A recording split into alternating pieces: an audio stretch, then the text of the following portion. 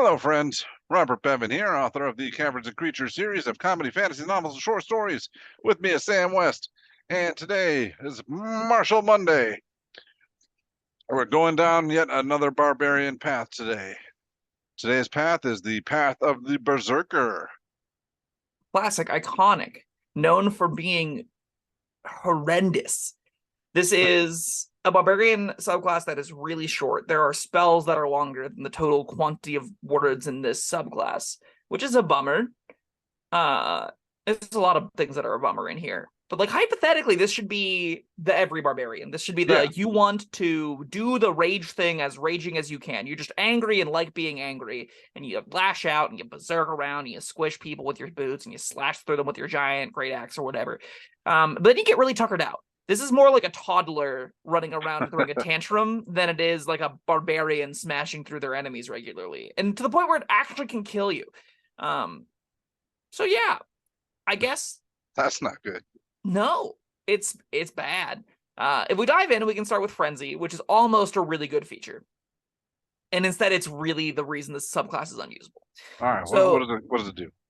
Starting when you choose this pass at 3rd level, you can go into a Frenzy when you rage. So whenever you rage, you have the choice. Do you want to Frenzy or do you want to Rage? And if you Frenzy, you're doing the Rage thing, but you also get a bonus. And that bonus is, for the duration of your Rage, you can make a single weapon attack as a bonus action on each turns after this one. So for the rest of the Rage, hypothetically, 2 greatsword attacks a turn. That sounds great, right? Yeah, sounds good to me. If that was where this feature ended, I'd be like, that's a real good option. Like, it's not interesting, but I get it. It doesn't need to be that much more interesting because this is a entry-level barbarian option. However, it says whenever your rage ends, you suffer a level of exhaustion. That's brutal.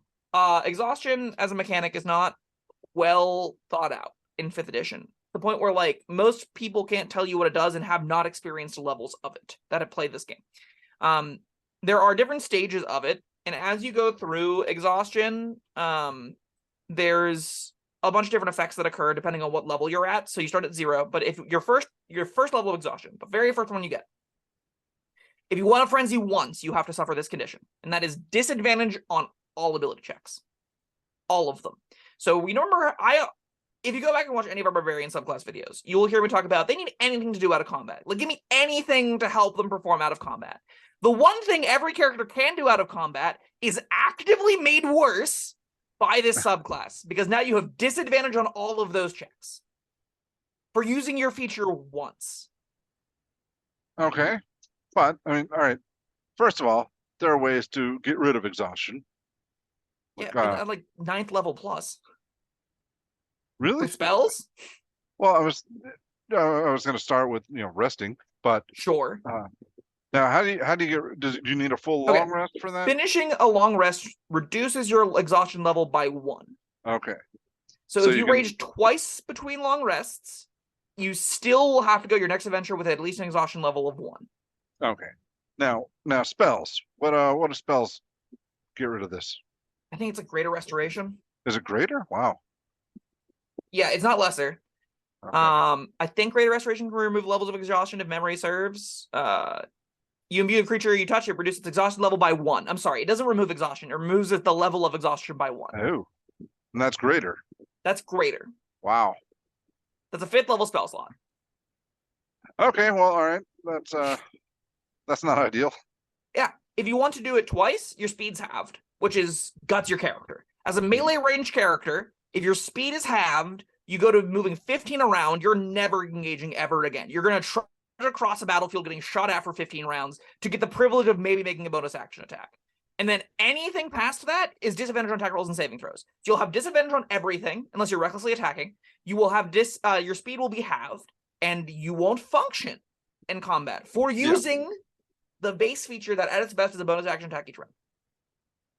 Crossbow we've come this far. We might as well keep going through the levels of exhaustion. Oh, sure. If you get to 4, you get your hit point max is halved. If you reach 5, your speed's 0. And if you reach 6, you die. So, yeah. All right. Now, for this, I can see this frenzy being useful once a day. You pick the fight you want to use it in, and you frenzy.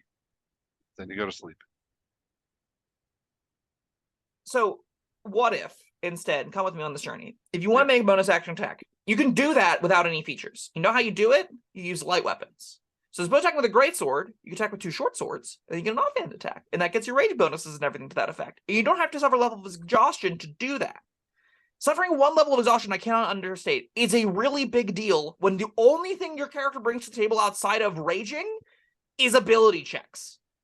When all your character is capable of doing is making attack rolls and ability checks with no other features, none, 0. You get Danger Sense, which doesn't actually do anything. It just lets you be better at finding traps. But I say finding traps, even when you stumble into traps, you are less likely to die to them, is all that text is. So you're left with a 3rd level character that's only means of engaging out of combat is now worse for using your feature 1 time per day. Yeah, that's not ideal. Nope. Especially whenever there's other easy options to get a bonus action weapon attack. You can do, if you want to do that, you have other ways that you can do that. Yeah, that's probably like objectively better, but I mean, if I'm a barbarian, I don't want to be carrying around 2 short swords. Then, you know, all the other barbarians will make fun of me. All of the barbarians will make fun of you whenever you go to push a rock, but you can't because you're exhausted from a single fight. All right, I'm not saying like, yeah, no, this isn't good. I'm not saying it's good. Yeah, all right, how does exhaustion work with regular rage? Do you not suffer any exhaustion from that? Why would you? All right, No. I always thought maybe I'm thinking of a different edition or something. I don't know. Not this one. There's no getting tuckered out after you rage in this current edition. Amassing levels of exhaustion includes like not sleeping for long periods of time when you're using the Tasha's Cauldron of Everything rules. Otherwise, it's like forced marches and things that haven't been done since 2nd edition. Like that, those kinds of legacy mechanics that have sort of been grandfathered into this game that very few modern tables actively use. Like very few of the shows you'll see online will engage with them. You don't see them, and those tends to be how exhaustion is brought into the table. So it just isn't a mechanic that's typically that much engaged with, and like there aren't ways to mitigate it. But Frenzy randomly tacks it onto your character for some reason. All right, I guess we should move on. To what? There's nothing else here. There's mindless rage. So at 6th level, you can't be charmed or frightened while raging. If you are charmed or frightened whenever your rage begins, the effect is suspended for the duration of the rage. So in a subset of encounters throughout the entirety of the game, your rage is moderately better. Okay, sure. Nothing new to do, nothing out of combat to do. It doesn't make you hit things harder. It just means you're not going to be charmed or frightened while raging. Okie dokie. I would argue this should be a passive barbarian feature to passively improve your rage because it makes sense that you can't be frightened while you're furious, but you know, that's just me. It's still not worth the 6th level spell I can't imagine trying to charm somebody that's like slobbering and swinging an axe around. Yeah. I'd love to see that bard try. Yeah, not worth the 6th level feature on any subclass. It's a passive, boring, bland, niche, narrow feature that has no impact on the vast majority of fights. And still doesn't give you anything to do out of combat. 10th level is kind of something to do out of combat. It's intimidating presence. So being a 10th level, you can use your action to frighten someone with your menacing presence. When you do so, choose a creature you can see within 30 feet of you. If that creature can see or hear you, it makes a wisdom saving throw, DC 8 plus your proficiency bonus charisma modifier, or is frightened of you until the end of your next turn. On subsequent turns, you can use your action to extend the duration of the effect on the frightened creature until the end of your next turn. This effect ends if the creature ends its turn out of line of sight or more than 60 feet away from you. And if a creature ever passes a save, it's immune to this effect for 24 hours. I said so many words, and I promise you none of them matter. And the reason none of them matter is because it takes an action to use. You have to, if you want to frighten something as a barbarian, you have to spend your action looking at it and going, be scared of me. Now, if you also want to hit them, you have to accept levels of exhaustion so you can use your bonus action frenzy attack. Otherwise, that's your whole have the turn. option. You don't have to do that. Yeah, so you don't have to frenzy. Do you want? Okay, you're a 10th level barbarian. Okay, what is it you do? You smash. Now, in a combat, when are you going to go? I intimidate you. I intimidate you. I intimidate you. Instead of smashing. Never. This is a out of combat utility. Technically. Well, I did notice technically this is one of the few things that don't require you to be raging to use. Yeah, it's one of the few barbarian subclass features that don't require you to be raging. That's neat. Point for not novelty, I guess. Yeah.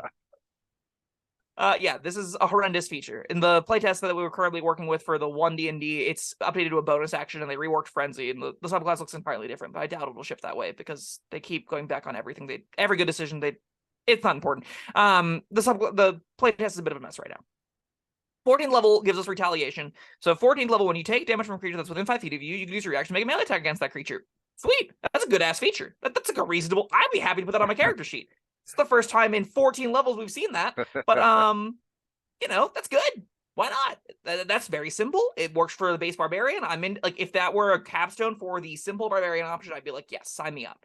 I can give that to a character, and they are meaningfully better at combat at 14 level. They're going to scale a little bit better with the game. Works with the rage modifier on hit damage stuff. That's all great. Yeah, but 14 levels is way too much. You can't spend 14 levels of crap. Yeah. Like this might be okay if there were other decent features. Still not a capstone feature I'm crazy excited about. I mean, it's good, but it's I don't know. I don't feel like I've earned more than this by this point. I think you could remove Frenzy from this option entirely, staple all 3 of these features just to the base Barbarian. No one would bat an eye. Everyone would be like, yeah, that sounds like what a Barbarian's supposed to do. That seems entirely par for the course and they're still not good. They're still worse than all the other martial options, but yeah, sure, why not? That's fine. Oh, man. I keep thinking we're never going to sink to a lower level than these other Barbarian options we've already covered. And I continue being wrong. This is an actively unusable Barbarian subclass. Tell me it's the worst. It is the worst. This is the worst Barbarian Okay. subclass, don't worry. Battle Rager is a close second, but this one is the worst, and it's bad. It's awful. Yeah. No, this is not a subclass I'm going to play. This is an F. Unusable. Complete trash.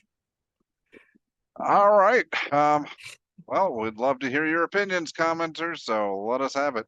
Have you played a Berserker that enjoyed the exhaustion mechanic? Have you played a Berserker, had a great time, and then recognized you never used a single one of your subclass features until you were 14th level?